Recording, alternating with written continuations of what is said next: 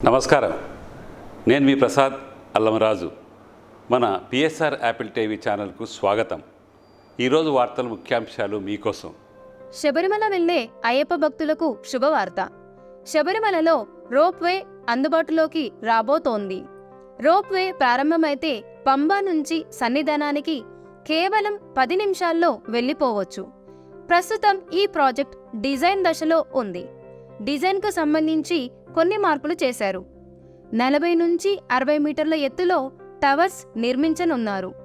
త్వరలోనే రోప్వే నిర్మాణం ప్రారంభం కానుంది. ఈ ఏడాది శబరిమల అయ్యప్ప సీజన్ పూర్తయ్యేలోగా పనులకు పునాది వేస్తారు.